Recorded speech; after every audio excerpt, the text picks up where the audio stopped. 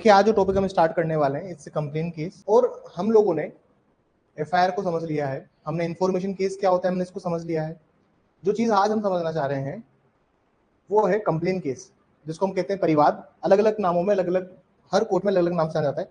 उसको परिवाद कहते हैं, इसको इस प्रकार से कहते हैं। मैं प्रैक्टिकल नॉलेज भी बताऊंगा आपको कि क्या होती है, क्योंकि अब प्रैक्टिस कंपलसरी जब से करी है तो they might have been asked those questions जो प्रैक्टिस में आते हैं अमूमन। ठीक है, थोड़ा समझने की कोशिश कीजिएगा। देखिए कोई भी क्रिमिनल केस जब इनिशिएट होता है तो वो तीन चीजों से इनिशिएट होता है, either by the police report,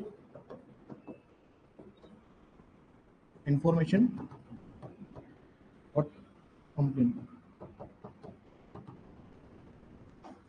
ठीक है, पुलिस रिपोर्ट जो ये डील करता है, दिस इज चैप्टर 13, ये हम लोग पढ़ चुके हैं। इसके अंदर हम लोगों ने एफआईआर पढ़ा और उसके वेरियस डायमेंशन हमने समझे कि एफआईआर कैसे काम करता है, ये हमने अच्छे से समझा। इन्फॉर्मेशन केस में क्या होता है सर, इन्फॉर्मेशन में कोई भी सूचना प्राप्त होती है उसके ऊपर, अब इसको भी हम लोग देख चुके हैं। आज हमको जो चीज डिस्कस करनी है दैट इज चैप्टर 16 को आज हम डिस्कस करेंगे।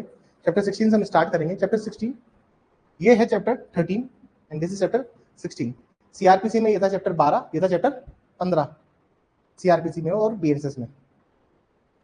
अब समझिए होता क्या चीज है और कंप्लेन प्रोसेस के लिए क्यों जाते हैं हम लोग। देखो सर, जब कभी भी मामला नॉन कॉग्निजेबल है, दो तरह के केस होते हैं, कॉग्निजेबल, नॉन कॉग्निजेबल। एफआईआर में हम लोगों ने पढ़ा सेक्शन 173 में कि जब कभी भी कोई कॉग्निजेबल केसेस है, जो कि उसकी जो इन्फॉर्मेशन है कॉग्निजेबल केसेस से रिलेटेड इन्फॉर्मेशन जब कभी भी ऑफिसर इंचार्ज ऑफ पुलिस को दी गई है तो उसके ऊपर एक रिपोर्ट दर्ज करेंगे। इसको हम क्या क्या कह रहे हैं, एफआईआर कह रहे हैं। तो पुलिस रिपोर्ट के ऊपर जो आ रहा है वो किस में आ रहा है, सिर्फ और सिर्फ कॉग्निजेबल केसेस में आ रहा है। कॉग्निजेबल केसेस मतलब वो चीज जिससे ऑफेंस को कॉग्निजेबल बनाया गया है, जिससे संज्ञेय बनाया गया है, सपोज कीजिए। लेकिन नॉन कॉग्निजेबल केसेस है तो बहुत सारे केसेस में आता है। मान लीजिए नॉन कॉग्निजेबल केस है, या फिर सपोज कीजिए था तो सर कॉग्निजेबल केस ही था, तो कॉग्निजेबल मामला ही था, मामला तो कौन सा था, कॉग्निजेबल था, लेकिन पुलिस वाले ने मना कर दिया सर एफआईआर दर्ज करने से। एक केस लिखा था मैंने आपको, Sakiri Vasu versus state of UP, और उस केस में मैंने आपको बताया था, मैंने कहा सर कभी भी अगर आपकी एफआईआर दर्ज नहीं हो रही है, you have other alternatives, FIR registered नहीं हो रही है, यू हैव अदर अल्टरनेटिव्स, जो सकीरी वासु बोलता है और देवरापल्ली भी यही बात बोलता है। उस केस में ये बोला गया कभी भी जब एफआईआर दर्ज नहीं हो रही है आपको, तो सबसे पहले आप जाइए एफआईआर दर्ज कराने।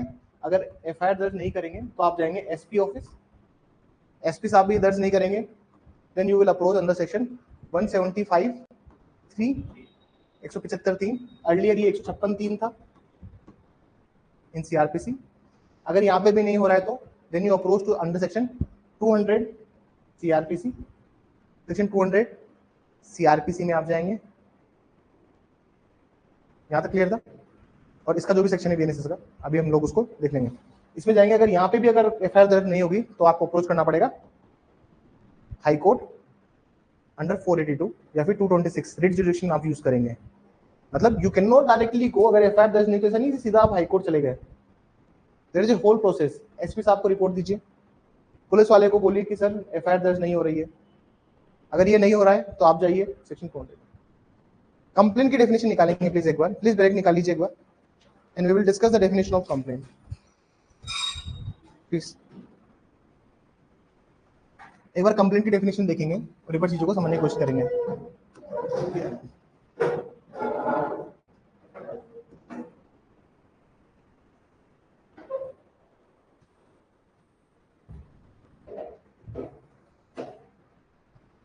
समझने पे जोर रखना, अदरवाइज चीजें समझ में नहीं आएगी।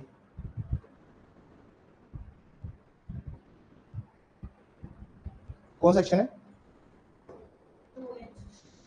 ठीक है 2H।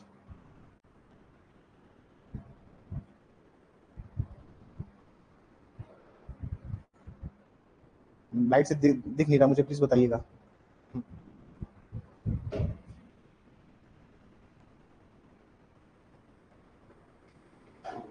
डेफिनेशन कंप्लेंट की जो पढ़ते हैं उसमें सिंपल से बात होता है कि एनी एलिगेशन, यहाँ पे लिखा हुआ है एनी एलिगेशन, जो शब्द है एनी एलिगेशन, इसको समझिए पहले।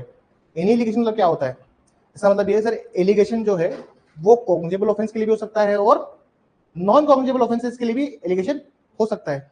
घटना मत समझना, एनी एलिगेशन मेड ओरली और in writing to a magistrate, या तो आप ओरली दो या फिर इन राइटिंग दो मजिस्ट्रेट को, with a view to taking action under this संहिता at some person whether known और अननोन। तो कंप्लेन केसेस में भी जैसे पुलिस वाले कभी कभी क्या होते हैं, एफआईआर दर्ज नहीं करते, कि उनको पता ही नहीं कि किसके खिलाफ एफआईआर दर्ज करेंगे, तो पुलिस वाले क्या करते हैं कि नहीं नहीं हम नहीं कर रहे, किसकी जांच करें। अब वो कह रहा है कि हमें मुझे अज्ञात युवक ने लूट लिया, पुलिस कह रही है कि ऐसे स्टोरी बना रही है, आप कह रहे हो नहीं मेरे को लूटा गया है, आप जाओगे सीधा कंप्लेन केस में, क्योंकि देखिए वो नॉन और अननोन की सबके विरुद्ध वो चीज लागू होती है। एफआईआर भी होती है, एफआईआर भी होता है नेम्ड एफआईआर, अननेम्ड एफआईआर, नामजद एफआईआर, अनामजद एफआईआर, ये भी होता है। लेकिन पुलिस वाले अगर रिलेक्टेंट है एफआईआर दर्ज करने में, तो देयर आर प्रोविजंस कि आप सर्टेन प्रोविजंस के अंदर जा सकते हो। जहाँ पे एनी एलिगेशंस आता है, इसका मतलब क्या होता है सर, एनी एलिगेशन मतलब the information can be anything, the information can be anything, it can be cognizable और it can be non cognizable as well। तो देयर आर मल्टीफोल्ड केसेस जो हम यहाँ पर डिस्कस करेंगे, ठीक है। कंप्लेंट प्रोसीडिंग में स्टार्ट करेंगे, क्या क्या चीजें हम यहाँ पे डिस्कस करने वाले हैं, हम उसको एक बार जस्ट रफली हम एक डायग्राम बनाएंगे, उसमें थोड़ा सा समझने की कोशिश करेंगे। देखिए आप ऐसा कीजिए, एक हेडिंग डालिए कंप्लेन, एक हेडिंग डालिए कंप्लेन, हेडिंग क्या डालेंगे, कंप्लेन परिवाद 223 से 226, एक ब्रॉड हेडिंग डाली कंप्लेन। हम इसको यहाँ पर डिस्कस करेंगे बहुत डिटेल में। ये क्लास हमारी है और इसमें चैप्टर 16 कंप्लेन प्रोसेस क्या होता है ये हम समझेंगे। देखिए क्रिमिनल एक्शन, अगर पुलिस एक्शन लेना है या फिर कोई भी क्रिमिनल प्रोसीडिंग्स को इनिशिएट करना है, तो तीन ही तरीके हैं, या तो पुलिस रिपोर्ट करो, या फिर इन्फॉर्मेशन दो मजिस्ट्रेट साहब को ताकि वो खुद कॉग्निजेंस लें, या फिर कंप्लेन के थ्रू जाओ, परिवार के थ्रू जाओ। इन तीन तरीके के अलावा चौथा तरीका नहीं है क्रिमिनल जूरिस्प्रूडेंस के अंदर कि आप लोग को इनिशिएट करें। बात समझ में? एक हेडिंग डालें कंप्लेन 223 से 226।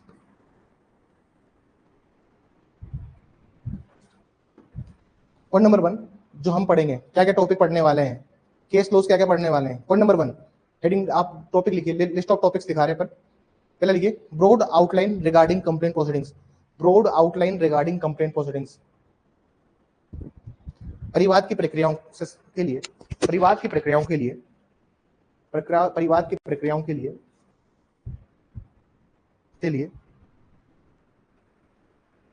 दिए गए प्रावधान, के लिए दिए गए प्रावधान।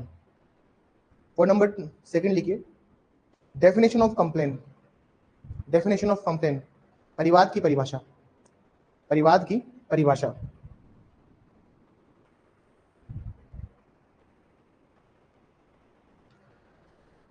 एक लेवल अब चलेंगे, ठीक है ना सर। जैसे सपोज कीजिए, मैं आपको बहुत सिंपली वे में बताता हूँ। सपोज कीजिए मैं एक मजिस्ट्रेट बन के बैठा हूँ, सपोज कीजिए मैं एक जुडिशियल मजिस्ट्रेट हूँ, मेरे सामने एक पार्टी आती है, वो बोलती है सर एफआईआर दर्ज नहीं हुई, एसपी ऑफिस सामने गए, एसपी साहब से मिलके आ गए, 7 से 10 दिन वहां से भी हो गए, उन्होंने कागज हमने दे दिया उनको, सर हमें भी वहां पे भी कुछ रिलीफ नहीं मिला, हम अल्टीमेटली आपके पास आए, समझने की कोशिश करना सर, ठीक है ना। आप ध्यान से सुनिएगा प्लीज मेरी बात को। सर हम यहाँ पे आए, हाँ गुड आफ्टरनून मुरली, हम यहाँ पे आए, आज सपोज कीजिए मैं मजिस्ट्रेट हूँ और आप मेरे सामने एक कंप्लेन केस लेके आए हो, ठीक है ना। आप कंप्लेन लेके आए हो 223 में, 223 बीएनएसएस बोल दूं, आप क्लास के साल याद, 1020 याद भी होगा, या फिर 200 बोल दूं मैं सीआरबीसी। आप लेके आए थे कंप्लेन ड्राफ्ट करके कि सर इस पे कंप्लेन लीजिए आप और कंप्लेन के थ्रू मामला निश्चित कीजिए।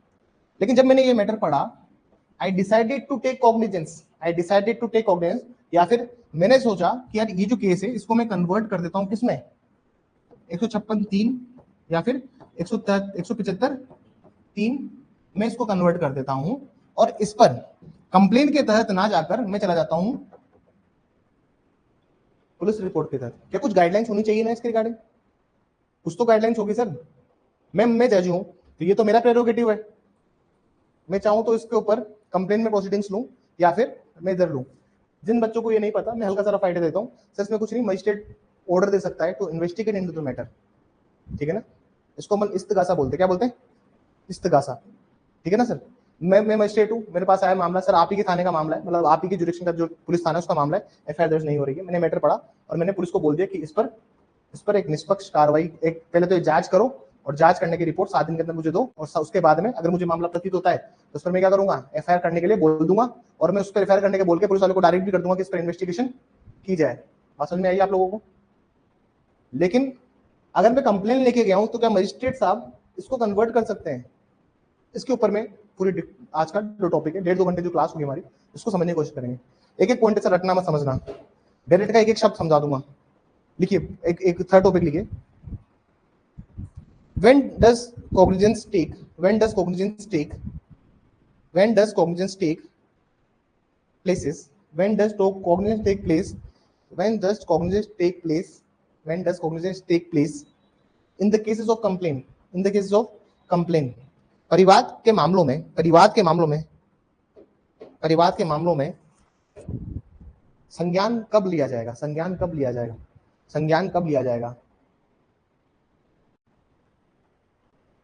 आगे लिखिए, चौथा पॉइंट लिखिए, एनालिसिस ऑफ सेक्शन 223 धारा 223 का विश्लेषण, एनालिसिस ऑफ, नेक्स्ट पॉइंट लिखिए, पांचों point, analysis of section 225, analysis of section 225 धारा 225 का विश्लेषण, छठा पॉइंट लिखिए, डिसमिसल ऑफ कंप्लेंट, परिवाद को खारिज किया जाना, dismissal of complaint and remedies against it, तथा इसके विरुद्ध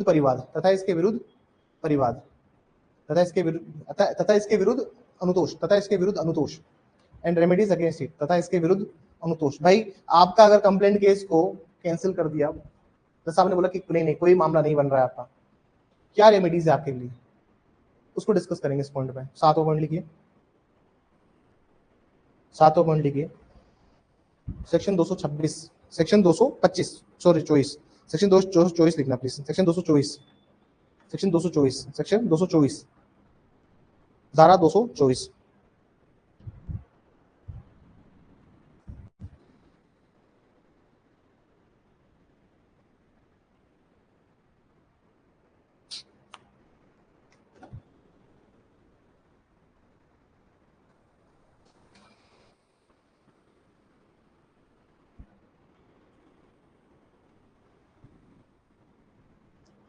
थोड़ा सा समझने की कोशिश करेंगे, ठीक है ना? अब बिल्कुल दिमाग खोल के समझिएगा, ना चीजें बहुत ऊपर से निकल जाएगी, ठीक है ना? मैं रिपीट करूंगा, एक बार नहीं 5 बार, अब समझिए। सर ऐसा है, एक शब्द समझिए, कॉग्निजेंस, इसको हम कहते हैं संज्ञान। कॉग्निजेंस क्या होता है? कॉग्निजेंस का मतलब होता है कि एप्लीकेबिलिटी ऑफ जुडिशियल माइंड मतलब न्यायिक मेधा को लागू करना कि किसी मामले पर, किसी मामले में या किसी घटना पर अपराध बन रहा है या नहीं बन रहा है। सपोज कीजिए पुलिस वाले ने पूरी डिटेल इन्वेस्टिगेशन करी और आपके सामने पुलिस रिपोर्ट पेश करी उसने, जिसको हम कहते हैं चार्जशीट लेके आया पुलिस वाला। अब वो चार्जशीट पर आप कॉग्निजेंस लो या मत लो, ये आपकी इच्छा है। तो इसका मतलब होता है कि जज साहब जो भी डॉक्यूमेंट्स अवेलेबल है रिकॉर्ड उनके सामने, उसको देख के जज साहब कह रहे हैं कि हाँ अपराध किया है इस आदमी ने, और प्राइमा फेसी ये लग रहा है, प्रथम दृष्टया हमें लग रहा है इस आदमी द्वारा अपराध किया गया है। कॉग्निजेंस लिया जाता है अंडर सेक्शन 2110 धारा 210 में हम कॉग्निजेंस लेते हैं। Earlier it was section 190। 3 तरीके का इसमें कॉग्निजेंस है सर।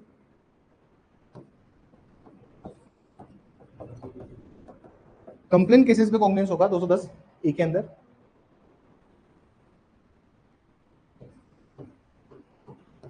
पुलिस रिपोर्ट के ऊपर कॉग्निजेंस होगा 210 बी के अंदर, 210 सी के अंदर होगा cognizance on the cases of information के ऊपर। आप समझने की कोशिश कीजिएगा, जब कभी हम कंप्लेंट केसेस पढ़ते हैं, इनके प्रोसेस थोड़े से अलग होते हैं, प्रक्रिया अलग अलग है। जैसे आप पुलिस रिपोर्ट पढ़ोगे तो पुलिस रिपोर्ट में ऐसा होता है कि पहले एफआईआर होती है, उसकी एफआईआर के ऊपर एक प्रॉपर इन्वेस्टिगेशन होती है, और इन्वेस्टिगेशन होने के बाद में फिर कॉग्निजेंस लिया जाए या नहीं लिया जाए वो जज साहब तय करते हैं। कॉग्निजेंस लेना है या नहीं लेना, ये जब इन्वेस्टिगेशन कंप्लीट हो गई, जब रिपोर्ट हाथ में आती है, चार्जशीट पे तय करते हैं कि हाँ कॉग्निजेंस बनता है या नहीं बनता। कंप्लेंट केसेस में क्या होता है सर, इसको हमेशा पढ़ना होगा आपको धारा 223 के साथ में, you have to read along with section 223। अब यहां पर क्या होता है सर, ये समझिए, 223 में अब आपको बैरेट खोल के बताऊंगा। ऐसा होता है सर, बहुत प्रैक्टिकली समझिए। एक जिले में एक होता है प्रिंसिपल डिस्ट्रिक्ट जज, हर डिस्ट्रिक्ट में एक होता है प्रिंसिपल डिस्ट्रिक्ट जज, बाकी होते हैं एडीजे,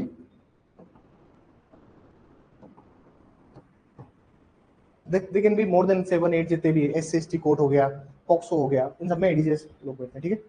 फैमिली कोर्ट हो गए, सब में एडीजे बैठते हैं। डिस्ट्रिक्ट में एक होता है सीजेएम, बाकी होते हैं एसीजेएम,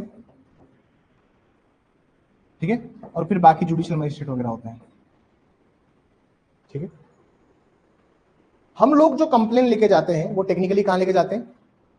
सीधा सीजेएम के पास में, सीधा सीजेएम के पास में, या फिर आपके एरिया में अगर एसीजेएम साहब बैठे हैं तो कहां लेके जाओगे?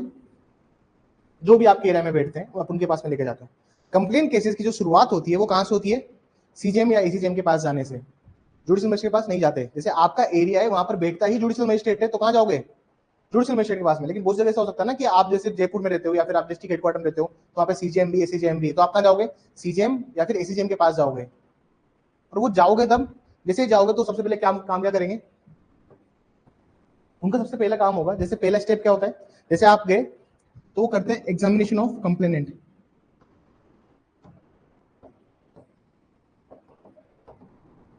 जो परिवादी है उसकी परीक्षा करते हैं। परिवादी की परीक्षा करने के बाद में उनको मामला ठीक लगता है मामला, तो वो क्या करेंगे सर वहीं पे, जैसे परिवादी की परीक्षा करने के बाद में उनको लगा कि हाँ मामला बनता हुआ दिख रहा है, प्रतीत हो रहा है कि हाँ मैटर आया है और मैटर कुछ है, तो उसी पे क्या ले लेंगे sir? Hand to hand cognizance.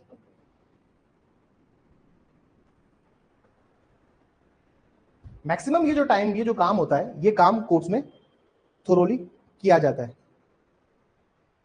अभी प्रोसेस क्या होती है, कैसे होती है, डायरेक्ट में दिखाऊंगा, एक एक पॉइंट दिखाऊंगा जो जो मैं आपको समझा रहा हूं, ठीक है सर?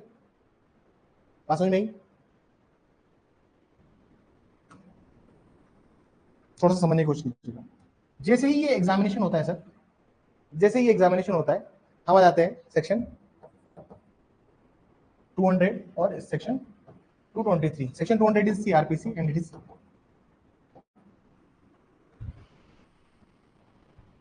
यहाँ पे अलग अलग चीजें होती है जो करने की होती है। सपोज कीजिए मजिस्ट्रेट साहब सेटिस्फाइड नहीं है, लेकिन मजिस्ट्रेट साहब ने कॉग्निजेंस ले लिया, कॉग्निजेंस तो ले लिया, लेकिन संतुष्ट नहीं थे कि मामला क्या है, उनको 50-50 डाउट था, he was very dicey about it कि मामला है या नहीं है। पर उन्होंने क्या किया सर? कॉग्निजेंस ले लिया और बोला चलो ठीक है, लेके आना पेश, आप पेश कीजिएगा, जितने भी अपने गवाह हैं, जितने भी विटनेसेस हैं उनको लेके आओ, जो भी डॉक्यूमेंट्स आपके पास आप उनको लेके आओ। अगर मजिस्ट्रेट साहब समझ में आता है मामला बन रहा है, तो मजिस्ट्रेट साहब करते सीधा इश्यू ऑफ प्रोसेस। मजिस्ट्रेट साहब सीधा क्या कर देंगे sir? Magistrate issue of process कर देते हैं अंडर सेक्शन 200, किसके अंदर, किसके अंदर बताइए मुझे? 225 के अंदर होता क्या है? Arrest, seize. अगर मजिस्ट्रेट साहब को लगता है, अगर सपोज कीजिए मजिस्ट्रेट साहब को ये चीज फील होती है कि नहीं नहीं नहीं, कोई मैटर नहीं बन रहा है, सपोज कीजिए, अगर सपोज कीजिए मजिस्ट्रेट साहब को लग रहा है कि कोई चीज नहीं बन रही है, ध्यान दीजिए प्लीज, इधर बाद में करना वो चीज, सेक्शंस में ऊपर नीचे मत जाइए। पुराने जिन बच्चों को पुराने प्रोविजन से याद है उसको उसी पे स्टिक रहिए, नया याद करने की कोशिश मत कीजिए एग्जाम के 15 दिन पहले। देखिए अभी देर, अगर मजिस्ट्रेट साहब को ये लगता है कि एग्जामिनेशन से सेटिस्फाइड नहीं है, परीक्षा जो की गई है उसमें कोई मैटर मालूम नहीं पड़ रहा, तो सर वो कुछ नहीं करेंगे, डिसमिस कर देंगे इसको,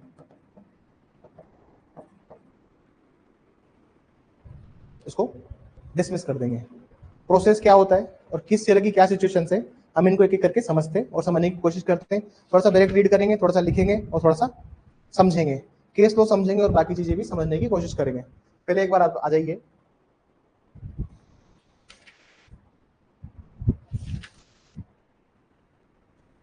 एक बार सेक्शन निकालिए प्लीज।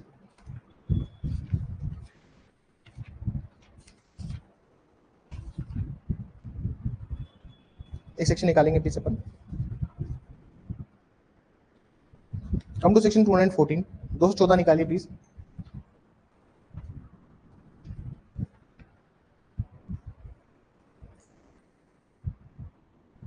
212 देखिए, 212 देखिए एक बार।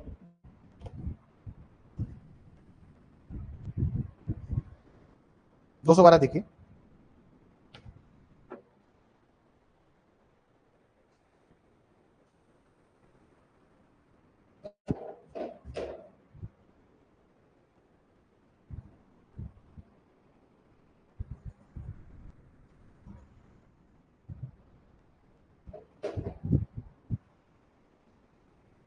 दो सौ बारह में लिखा हुआ है, any CJM may, after taking cognizance of offense, make over the case for inquiry or trial to any competent magistrate subordinate to him। ये बात समझ नहीं? अब डायरेक्ट को समझेंगे। पहले ये चीज, इस प्रोविजन को दिमाग में रखना, मतलब इसको एक तरफ स्टोर करके रखिए। अब हम पढ़ते हैं कंप्लेन को। अब मैं स्टार्ट करता हूँ 223 से, ठीक है सर? 223 से स्टार्ट करता हूँ मैं रीड करना, और आप देखते चलिए और समझते चलिएगा।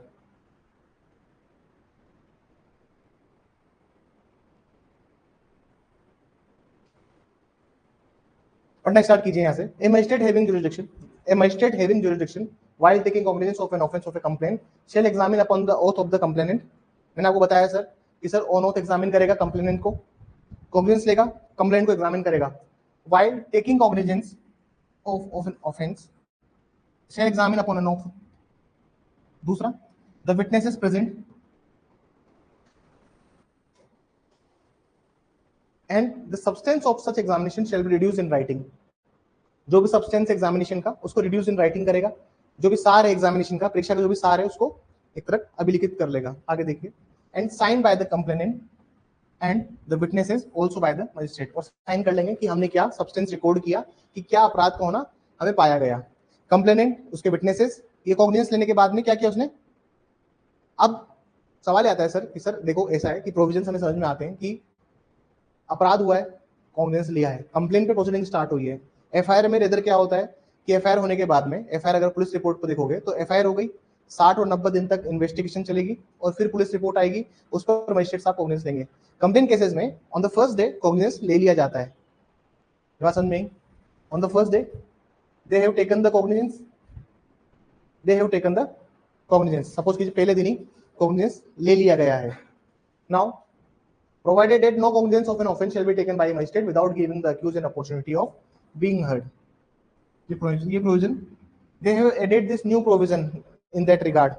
इन्होंने बोला है कि देखो cognizance जो है वो जब तक अक्यूज को सुनोगे नहीं तब तक cognizance नहीं लेना। आप कंप्लेनेंट को एग्जामिन करो, विटनेसेस को एग्जामिन करो और उसको सुनिए।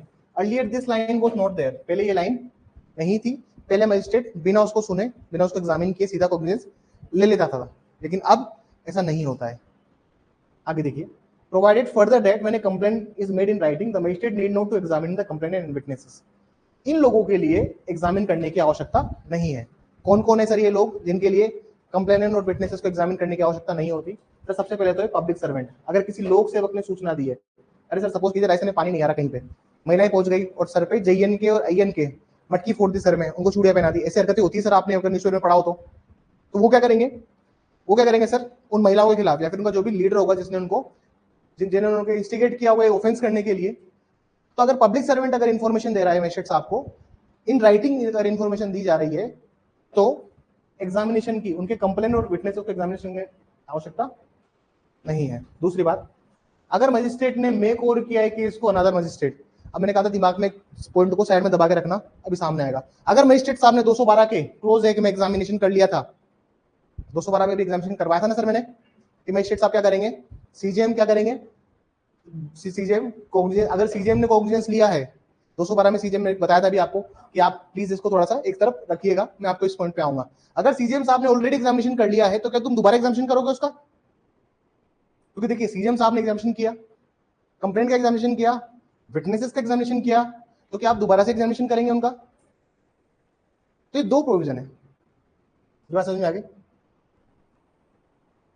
ठीक है सर, आगे देखिए, provided also that if the magistrate make over the case to the another magistrate under section 212 after the examining the complainant and witnesses the latter magistrate need not to re-examine them. उसी बात को यहाँ पर लिखा हुआ है। अगर magistrate ने ऑलरेडी एग्जामिनेशन कर लिया है वहां पर तो दोबारा एग्जामिनेशन की आवश्यकता नहीं होगी। अरे आपके सीजीएम साहब ने ऑलरेडी एग्जामिनेशन कर लिया है, आपके एसीजीएम ने ऑलरेडी एग्जामिनेशन कर लिया है, क्या आप दोबारा उसकी परीक्षा लोगे? पसंद नहीं। A magistrate shall not take cognizance on a complaint against a public servant for any offence to alleged to have been committed in the course of discharge of public duty unless, इसको भी अभी हम लोग read करेंगे, ठीक है sir? ये बात समझ में आई सर? इन प्रोविजंस को थोड़ा थोड़ा समझना स्टार्ट करते हैं, थोड़ा थोड़ा लिखना, थोड़ा थोड़ा समझना स्टार्ट करते हैं।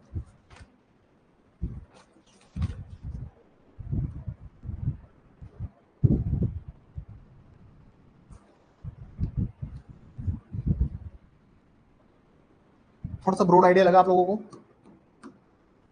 दोबारा वापस समझाता हूं सर। ऐसा है,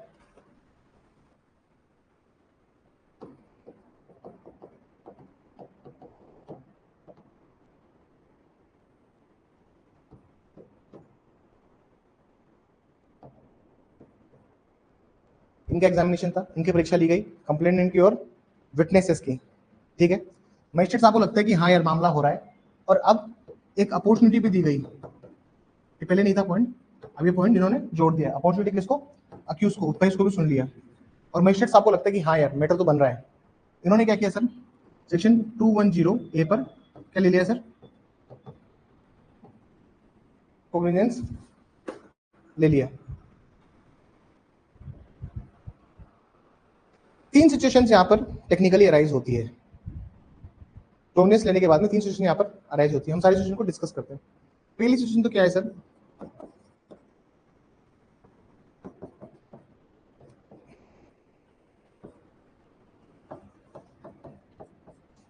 इश्यू ऑफ प्रोसेस। पहला प्रोसेस क्या है सर? Issue of process. आग निकालिए एक बार 227। अरे निकालो 227। क्या होता है इश्यू ऑफ प्रोसेस? देखिए, इश्यू ऑफ प्रोसेस का मतलब क्या होता है, इसको एक बार समझ लीजिए। होता क्या है सर, देख लीजिए। मैं पहली सिचुएशन से आपको इंट्रोड्यूस कर रहा हूँ। इश्यू ऑफ प्रोसेस, अगर मजिस्ट्रेट को लगता है कॉग्निजेंस लेने के बाद में कि समन मामला है, तो क्या मजिस्ट्रेट क्या भेजेगा? समन। अगर समन केस है तो क्या भेजेंगे? समन। समन केस क्या होते हैं सर? समन केस वो होते हैं जिनमें 2 साल या 2 साल से कम के मामले होते हैं, अप टू 2 ईयर या लेस देन 2 ईयर वाले जो मैटर होते हैं। वारंट केस क्या होते हैं? जो मोर देन 2 ईयर जो पनिशेबल है, वो वारंट केसेस हैं। मुझे लगता है कि समन केस है तो समन भेजेगा, वारंट केस है तो वारंट भेजेगा, ठीक है सर? तो ये इश्यू ऑफ प्रोसेस होता है। मतलब मजिस्ट्रेट साहब क्या करेंगे? उसको बुलाने के लिए समन भी भेज सकते हैं और वारंट भी भेज सकते हैं कि देखो आपके खिलाफ मामला तो पता चल गया, आपको सुन भी लिया था हमने उस दिन, अब आप आ जाओ कोर्ट, या फिर अरेस्ट वारंट इशू कर देंगे उसके अगेंस्ट। पहली चीज तो ये है, मतलब यहाँ पे 2 चीजें होती है, अरेस्ट वारंट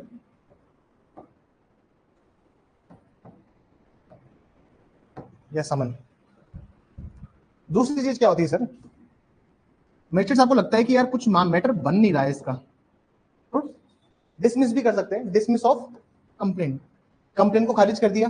चलो ठीक है, शुरुआत में मजिस्ट्रेट को लगा कि बहुत बड़ा मामला है, लेकिन बाद में जब कंप्लेनेंट आया सामने और उसको अपॉर्चुनिटी दी, उसने कुछ ऐसी बातें बोली, मजिस्ट्रेट को लग गया कि यार there is no matter is made out here, dismiss कर दिया सर 200। थर्ड सिचुएशन क्या बनती है सर? थर्ड सिचुएशन ऐसी है, इसको समझने की कोशिश कीजिएगा।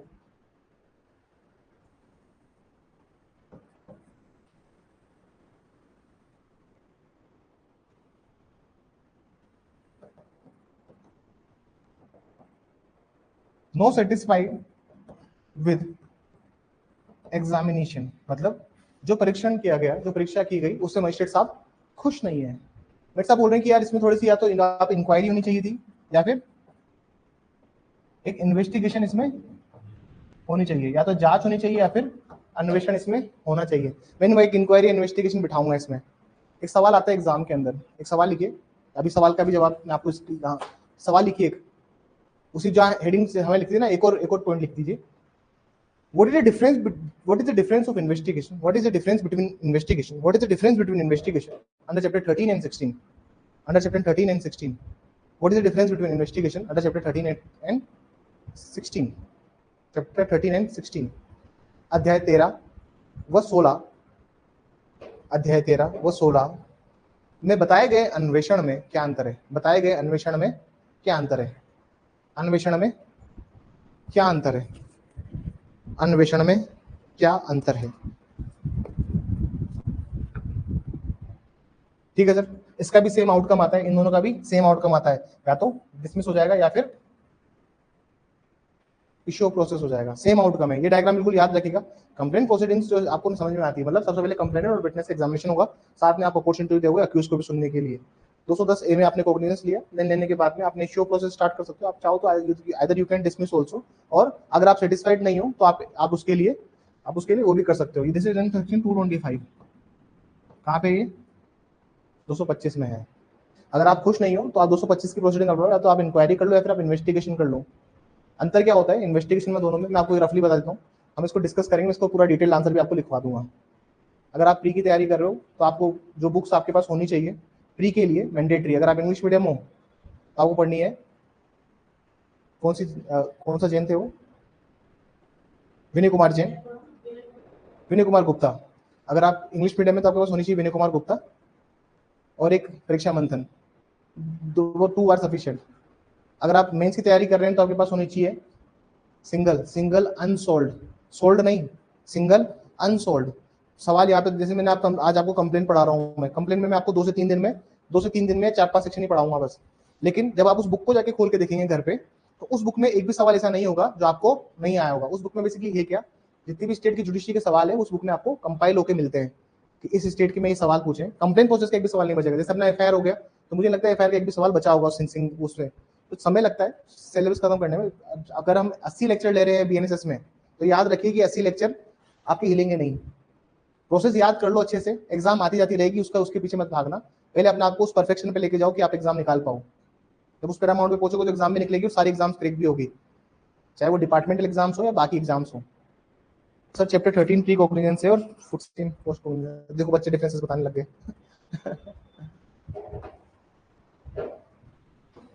अरे मैं इसमें नहीं जाना चाहता था, तो आपने बता दिया है विचा, तो मैं आपको स्टार्ट कर देता हूँ।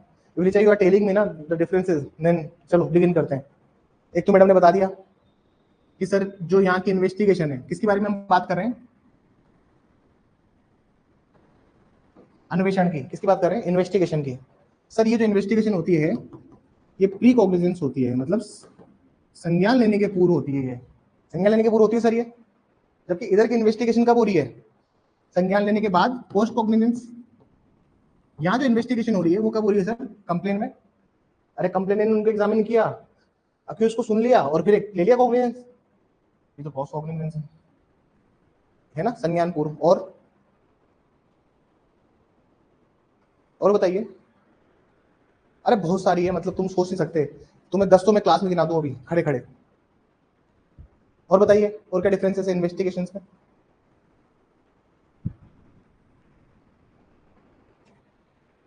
इस पेज को ना मैं ऐसे ही छोड़ता हूँ, इस क्लास खत्म होगी तब तुम लोग बताओगे मुझे, ठीक है ना। इसको मैं ऐसे ही छोड़ता हूँ, अब इसको मैं छेड़ता नहीं हूँ, ठीक है ना। मैं रफली आपको सारे प्रोविजंस की करके पढ़े रीड कराता हूँ, फिर उनके अंदर की डिटेल बताऊंगा, ठीक है। अभी आप इसको ऐसे ही छोड़ दीजिए, ठीक है। अभी आप इसको ऐसे ही छोड़ दीजिए। यहाँ तक समझ में आया आपको, ये यहाँ तक प्रोसेस समझ में आया पूरा, मृदुल मनीषा, ये यहाँ तक समझ में आया सर। इश्यू प्रोसेस का मतलब होता है उद्देश्य का जारी करना। किसी को बुलाने के लिए आप जो प्रोसेस अपनाते हैं उसको कहते हैं हम लोग क्या, इश्यू ऑफ प्रोसेस। हम लोग सिविल में कहते हैं इश्यू ऑफ समन, है ना। तो किसी को बुलाना है सर आपको, there is issue of process, जिसको आपको बुलाना भाई, कुछ जारी करोगे तभी तो आएगा आदमी, बिना जारी करे तो आएगा नहीं। Are you getting my point. चलिए, तो सर ये डायग्राम अगर समझ में आ गया होगा आपको, तो यहाँ पर 3 सिचुएशंस आती है, यहाँ पर 3 सिचुएशंस आती है। अब अलग अलग सिचुएशंस में मैं थोड़ा सा आपका लेवल अप करूंगा। डायरेक्ट में जो दिया हुआ है वो तो दिया हुआ है, डायरेक्ट का तो हम लोग पढ़ लेंगे। अगर आप ये लेवल इस लेवल पे समझते हो तो डायरेक्ट तो आपके लिए मजाक है, बहुत ईजी है, कि वो क्या आपके लिए कि हाँ यार ये तो मुझे समझ में आता है, सर ने तो बताया है। लेकिन उस लेवल पे जाने के लिए पहले इन चीज को समझिए, समझने की कोशिश कीजिएगा। समझने पे जोड़ दोगे तो प्रोविजंस याद करने में आसान रहेंगे। 3 सिचुएशंस आती है सर। पहली सिचुएशन क्या आती है मेरे को बहुत मैसेज और कॉल पता नहीं क्यों आ रहे हैं, नेट ऑफ कर देता हूँ। पहली सिचुएशन ये है सर,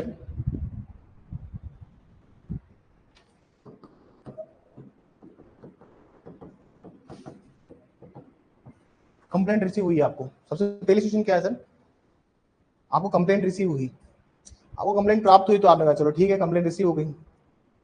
आपने क्या किया सर, इस कंप्लेंट को कन्वर्ट कर लिया अंडर सेक्शन 175(3) में। फॉर्मेट तो सेम ही होता है सर सबका। 156(3) की एप्लीकेशन लगाओ, 175(3) की एप्लीकेशन लगाओ, या फिर 200 में या फिर 223 में एप्लीकेशन लगाओ, the format is same. Application के रूप में तो दे रहे हो ना आप। मेट साहब ने उसको ऐसा किया, ठीक है। और कोर्ट ने यहां पर कोर्ट ऑर्डर्ड फॉर इन्वेस्टिगेशन, न्यायालय ने अन्वेषण करने के लिए आदेश दे दिया। जब भी कोर्ट इन्वेस्टिगेशन का ऑर्डर देती है, जब भी कोर्ट इसमें इस चैप्टर में इन्वेस्टिगेशन ऑर्डर देती है, चैप्टर कौन सा सर ये?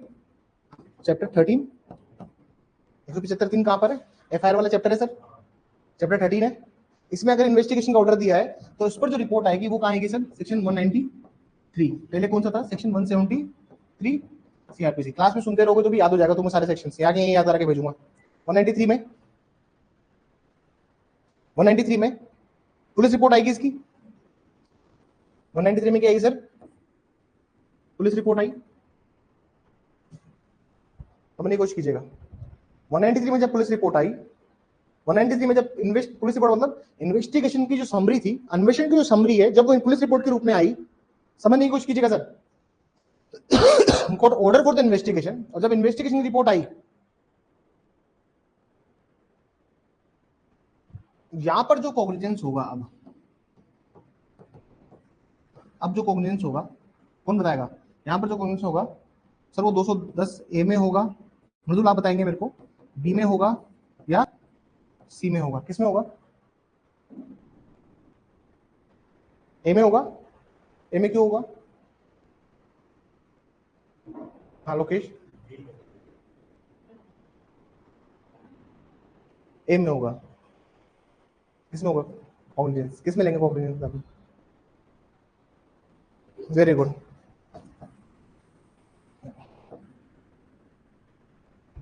क्यों? क्योंकि सर पुलिस रिपोर्ट पर हम ले रहे हैं। किस पर ले रहे हैं सर हम? और पुलिस रिपोर्ट क्या होता है? इसका फॉर्मूला बता देता हूं सर, मैं भी रटने में एक्सपर्ट नहीं हूं, मैं भी रटने में एक्सपर्ट नहीं हूं। इसका सिंपल फॉर्मूला है सीपीआई। एक कम्युनिस्ट पार्टी ऑफ इंडिया है, कम्युनिस्ट पार्टी ऑफ इंडिया है सर एक सीपीआई, सीपीआई मार्क्सवादी पार्टी, उससे याद किया हुआ है। सी से मतलब कंप्लेन, पी से मतलब पुलिस, आई से मतलब इंफॉर्मेशन, सीपीआई। अगर देखिए हमने किया क्या था इसमें फाइल, व्हाट वी डिड, हमने सर इसमें क्या किया था, हमने तो कंप्लेन ही फाइल की थी, लेकिन मजिस्ट्रेट साहब ने उसको इसमें कन्वर्ट करके इन्वेस्टिगेशन स्टार्ट कर दी। इन्वेस्टिगेशन पर एक इन्वेस्टिगेशन की रिपोर्ट आई, जो कि इन्वेस्टिगेशन की चार्जशीट जो फाइल हुई सेक्शन 193 बीएनएसएस में और 173 सीआरपीसी में फाइल हुई। जब पुलिस रिपोर्ट आई तो उस पर कॉग्निजेंस जब लेने की बारी थी, तो सवाल ये था कि कॉग्निजेंस किस तरह से लिया जाए। क्या कॉग्निजेंस 210 ए के अंदर लिया जाए, क्योंकि हमने कंप्लेन ही लगाई थी। तो इसमें कोर्ट ने बोला कि कॉग्निजेंस होगा कैसे? 210 बी की तरह होगा। किसका नाम लिखिए? देवरापल्ली। ये जो बात है ये कौन सी केस में बोली? Devarapalli versus state of, versus state of कौन सा है? अरे कौन सा स्टेट था भाई? देवरापल्ली स्टेट ऑफ, अरे जोर से बोलिए, बर्बनिंग मत कीजिए। अरे जब आप इसको बहुत सारी बार पढ़ लेंगे ना तब आपको समझ में आएगा कि हम किस उस पर जाके पढ़ रहे हैं। बताइए मुझे। Devarapalli versus state of Andhra प्रदेश।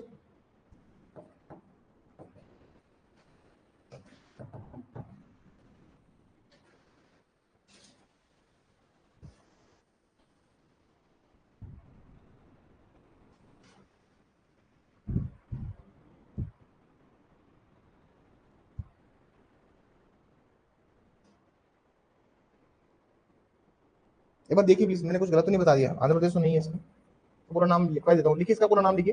ये बेसिकली कंप्लेन केस का केस था, पूरा नाम लिखिए इसका। Devarapalli, Devarapalli Lakshmi Narayan Reddy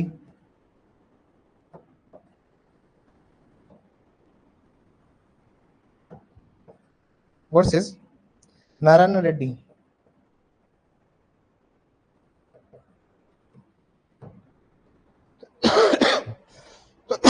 versus Narayan Reddy. This is 1976 supreme court.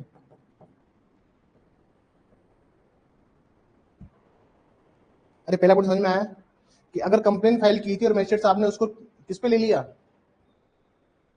Police report पे ले लिया, मतलब मजिस्ट्रेट साहब ने बोला कि यार आप कैसा करो, नॉर्मल इन्वेस्टिगेशन कर लो। पुलिस वाले को आदेश दिया कि आप आओ, इस मामले में क्या है, एफआईआर क्यों दर्ज नहीं हुई, आप इसमें से करो, इन्वेस्टिगेशन करो। 156(3) में लगाया था, ये 175(3) हो गया। और मजिस्ट्रेट साहब बोलते हैं कि चलो ठीक है, पुलिस वाले बोले ठीक है सर हम कर देंगे इन्वेस्टिगेशन। पुलिस वाले ने पूरी इन्वेस्टिगेशन करी, चार्जशीट फाइल करी। अब सवाल ये था कि समन किस पे लिया जाएगा, समन किस पे लिया जाएगा। आंसर दिया देवरापल्ली ने, और देवरापल्ली ने बोला कि समन किस पे लिया जाएगा सर, समन उसी पे लिया जाएगा जिस पर पुलिस रिपोर्ट फाइल हुई है। फर्स्ट पॉइंट क्लियर है।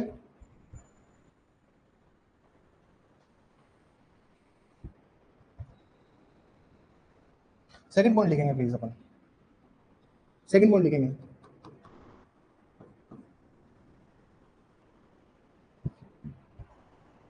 If the complainant is unwilling, if the complainant is unwilling, if the complainant is unwilling, यदि परिवादी, यदि परिवादी, यदि परिवादी, यदि परिवादी प्रक्रिया में भाग लेने के लिए अनिच्छुक है, प्रक्रिया में भाग लेने के लिए अनिच्छुक है, if the complainant is unwilling to take participate in the proceeding, it's to take participate in the proceeding, to take participate in the proceedings, proceeding, so magistrate can take cognizance, so the magistrate can take cognizance under section 191C, तो magistrate धारा 190(1)(c) में संज्ञान ले सकता है, 1C में संज्ञान ले सकता है। The magistrate can take cognizance under section 2110(1)(c। हाँ जी, C क्या है मृदुल? दिमाग, हाँ दिमाग को खोल के रखो। जैसे एक वो फ्लाई ट्रैप पागल एक पौधा होता है ना, मक्खी बैठ जाए तो उसमें से ढक्कन लगा लेती है, जैसे अपने दिमाग को खोल के रखो। समझ में? याद रख लो सीपीआई का फॉर्मूला, तुम सीपीआई को याद रखोगे, कम्युनिस्ट पार्टी ऑफ इंडिया। सी का मतलब कंप्लेंट, टी का मतलब पुलिस रिपोर्ट, आई का मतलब इंफॉर्मेशन। और सी बोल रहा हूं तो मतलब इंफॉर्मेशन पे जा रहा है। अगर मैंने लिख दिया 210(1)(b) में जाएगा तो मतलब पुलिस रिपोर्ट पे कॉग्निजेंस लिया गया है।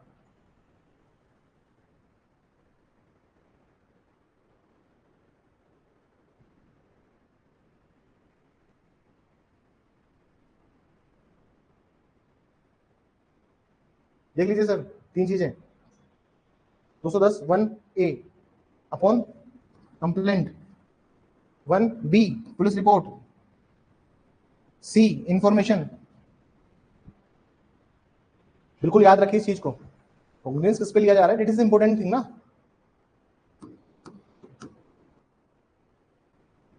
थर्ड पॉइंट लिखिए,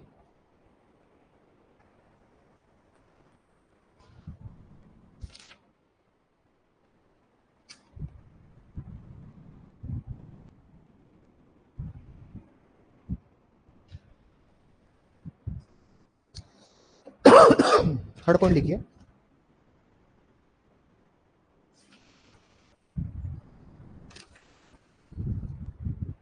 normally complaint filed in CJM और एसीजेएम कोर्ट, सामान्यतः परिवाद मुख्य न्यायिक मजिस्ट्रेट या अपर मुख्य न्यायिक मजिस्ट्रेट के न्यायालय में संस्थित किया जाता है, normally complaint filed in CJM और एसीजेएम कोर्ट,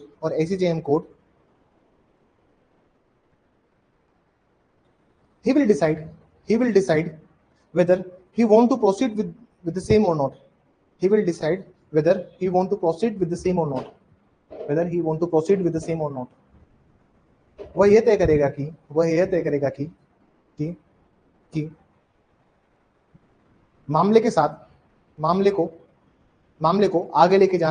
मामले को आगे लेके जाना है या नहीं, ब्रैकेट में लिखिए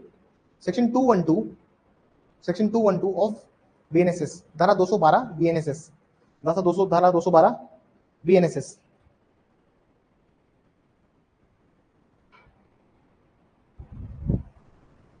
धारा 212 BNSS.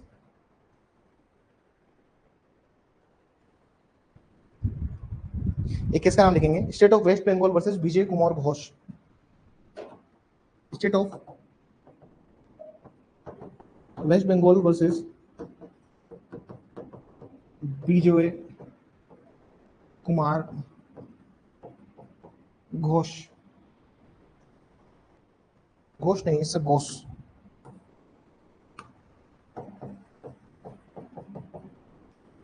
Ghosh.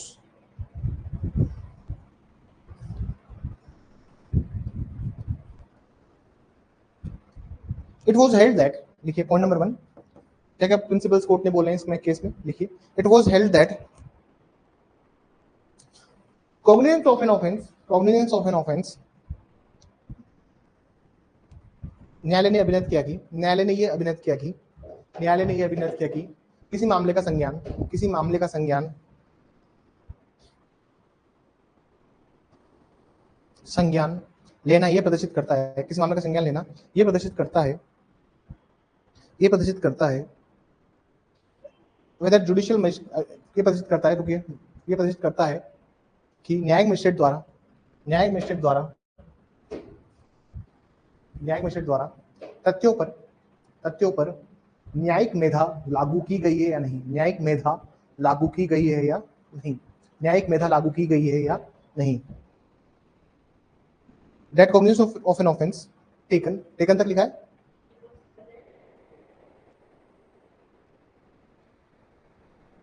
offense, cognizance of an offense determine, taken को काट दीजिएगा please, determine whether judicial magistrate applies is, determine whether judicial magistrate applies is, whether judicial magistrate applies his judicial mind, judicial mind or not, judicial mind or not, judicial mind or not,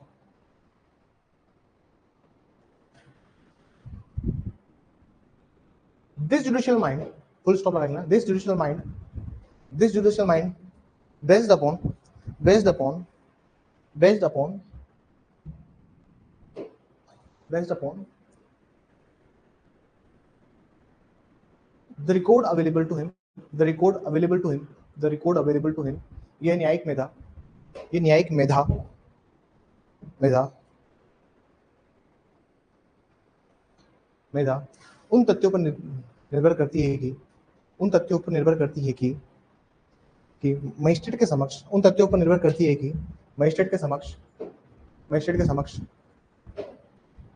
क्या अभिलेख व साक्ष्य मौजूद है, क्या अभिलेख व साक्ष्य मौजूद है, क्या अभिलेख व साक्ष्य मौजूद है, क्या अभिलेख व साक्ष्य मौजूद है, क्या अभिलेख व साक्ष्य मौजूद है।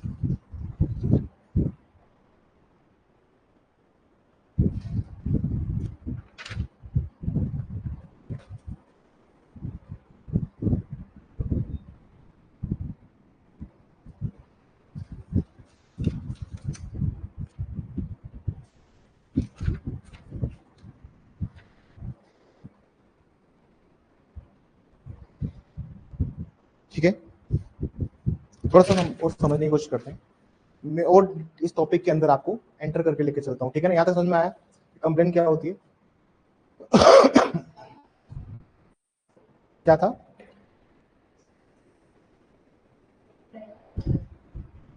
रिकॉर्ड के अंदर ही आ गया वो, it includes under record only, record के अंदर वही सब चीजें होती है जो भी अवेलेबल होता है ना, इनिशियली जो पार्टीज देके आ रही है वही अभिलेख के अंदर या रिकॉर्ड के अंदर अवेलेबल हो गए।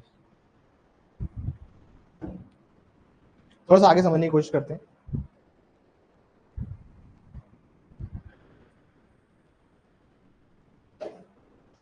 There is a section under Bharatiya Sakshya Adhiniyam या फिर Indian evidence act, there is a section, section 144, जो बच्चे ऑनलाइन बैठे हैं घर पे प्लीज इसका कोरिलेटिव सेक्शन बताइए मुझे।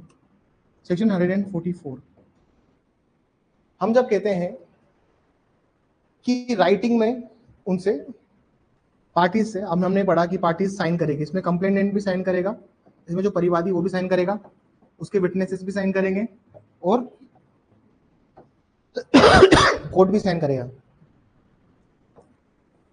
इसमें ये सब लोग इसमें साइन करेंगे, ठीक है। प्रीवियस स्टेटमेंट जो है हम किस में ले रहे हैं, राइटिंग में, प्रीवियस स्टेटमेंट किस में ले रहे हैं,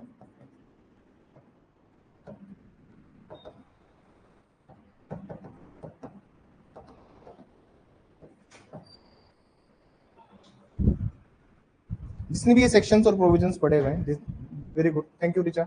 सेक्शन 147 इसको बोलते हैं previous statement in writing.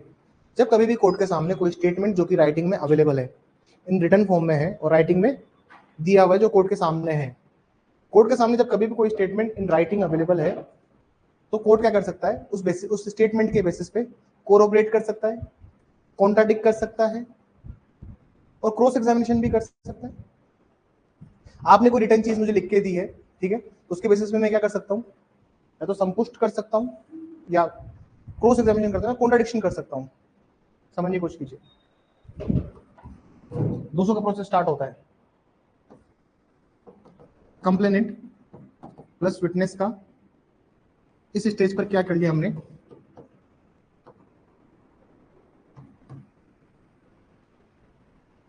Suppose कीजिए एग्जामिनेशन कर लिया, यहां पर इश्यू ऑफ प्रोसेस हो गया और मजिस्ट्रेट साहब को लगता है कि हाँ मैटर बन रहा है, इश्यू ऑफ प्रोसेस यहां पर स्टार्ट हो गया है, ठीक है। प्रोसिक्यूशन एविडेंसेस के लिए एक तारीख नियत की गई, अभियोजन साक्ष्य के लिए एक तारीख नियत की गई।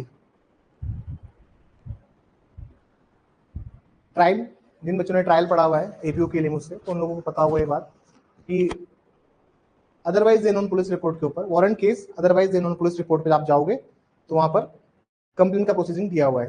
ब्रेक निकालिए प्लीज, एक बार प्लीज ब्रेक निकालिए, थोड़ा सा मैं आपको सेक्शन भी दिखा देता हूँ ताकि आप लोग समझते हुए चलेंगे। आपके पास डायरेक्ट है बीएनएसएस, आपको नहीं लिखा है डायरेक्ट, कोई बात नहीं लिखे आया तो आप क्या कर सकते हैं, इधर दिखाऊंगा, इधर इस साइड देखिएगा प्लीज, ठीक है ना। सेक्शन निकालिए प्लीज आप, 266 निकालेंगे प्लीज, 266 निकालेंगे, 266 266 267 निकालेंगे प्लीज इसमें।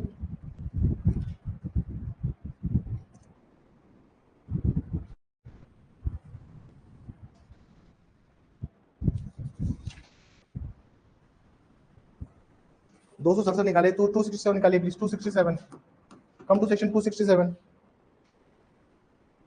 2 मिनट देख लीजिए जल्दी से, आगे बढ़ेंगे।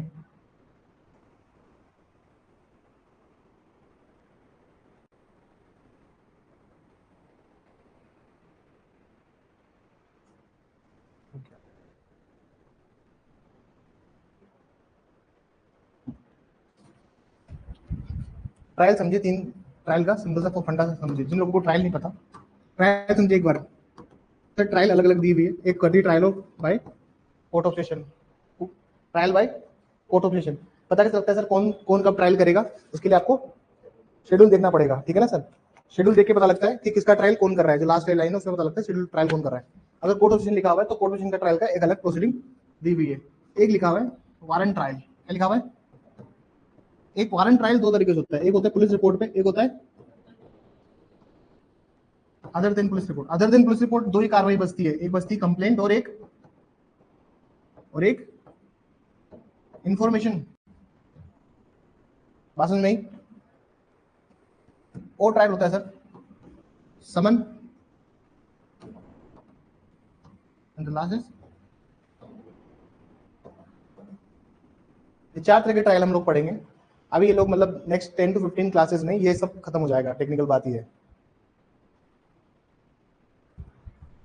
तो case instituted otherwise then on, otherwise then police report. Otherwise then police report क्या बचता है, कंप्लेंट बचता है सर और इंफॉर्मेशन, उसका प्रोसेस दिया हुआ है यहाँ पर। Evidence for the prosecution, prosecution evidences जब भी आप देने आओगे, जब भी आप प्रोसिक्यूशन एविडेंसेस देने आओगे तो आप क्या करोगे, मजिस्ट्रेट के सामने आपका एग्जामिनेशन हुआ था, वही बातें आपको रिपीट करनी पड़ेगी। अगर आपने वो बातें रिपीट नहीं करी तो आपका क्या हो जाएगा, कॉन्ट्राडिक्शन। रिपीट कर दी, सेम पहले मजिस्ट्रेट ने जो बोला था कंप्लेंट फाइल करते वक्त, वो सेम बातें रिपीट करी है, तो क्या हो जाएगा, कोरोबरेशन। कोरोबरेशन आवश्यक होता है केस को लीड करने के लिए। क्रिमिनल ट्रायल में केस हारता क्यों है, क्योंकि जो आपने लिखा हुआ है वही चीजें आप रिपीट नहीं कर पा रहे हो कोर्ट के अंदर। इसका फायदा कौन उठाएगा, दूसरी पार्टी उठाएगी, क्योंकि वो आपको कॉन्ट्राडिक्ट करेगी on basis of your statement. On the basis of your statement दूसरी पार्टी क्या करेगी, आपका फायदा उठाएगी। एक याद करो चैप्टर 13 में, चैप्टर 13 में ऐसा था कि सर पुलिस को दी हुई कोई भी इंफॉर्मेशन का यूज ट्रायल में नहीं हो सकता था, लेकिन इधर कुछ रोक है क्या, मजिस्ट्रेट को दिए हुए कोई भी स्टेटमेंट में अगर आपने कॉन्ट्रडिक्शन किया है डायरेक्टली, हम नहीं कुछ कीजिएगा, छोड़ूंगा मैं जल्दी, मुझे पता है थोड़ा सा ऊपर जाने लगेगा, क्योंकि अब थोड़ा सा चीजें मैं और डीप आपको लेके जा रहा हूँ। प्रोविजन तो 4 लाइन का ही है, लेकिन आज की तैयारी अगर आपको अच्छे करनी है और आपको लगता है कि यार मुझे अपनी सॉलिड तैयारी लेके जानी है, फिर जो होगा देखेंगे। तो सर वैसे ही कंप्लेन हो गए, इश्यू ऑफ प्रोसेस हो गया सर 227 के अंदर, प्रोसिक्यूशन एविडेंसेस के बुला लिया 267 में। अब प्रोसिक्यूशन एविडेंस जब आप दे रहे हो तो आपने जब यहाँ पर जब लिखा है ना सर कि सब्सटेंस नोट करेगा वो अपना, लिखा था सर, याद करो हमने 223 में पढ़ा था, 223 में जब मैंने आपको पढ़ाया था तो 223 में मैंने आपको एक लाइन पढ़ाई थी कि वो क्या करेगा सर, नोट सारांश दर्ज करेगा। इसमें लिखा हुआ है substance of such examination shall be reduce in writing, कहां लिखा हुआ है ये, 223 में लिखा हुआ है, रखिए पेपर को रखिए, 223 में चीज लिखी हुई है कि सब्सटेंस ऑफ द एग्जामिनेशन की यूज इन राइटिंग, क्योंकि 223 में बोल रहा है कि सर एग्जामिनेशन का करके रिकॉर्ड करके इन राइटिंग में वो नोट करेगा। अगर सपोज कीजिए प्रोसिक्यूशन एग्जामिनेशन के टाइम पर आपका एग्जामिनेशन हुआ, पहले आपका एग्जामिनेशन इन चीफ होगा, फिर क्रॉस होगा, और फिर जरूरत होगी तो एग्जामिनेशन होगा। प्रोसिक्यूशन एविडेंस देते टाइम आप अपनी बातों से अगर पलटे तो ये जो स्टेटमेंट आप दे रहे हो 223 में, इनका 3 तरह से उपयोग होता है। फर्स्ट तो इसका होता है कोरोपरेशन, दूसरा होता है इसका कॉन्ट्राडिक्शन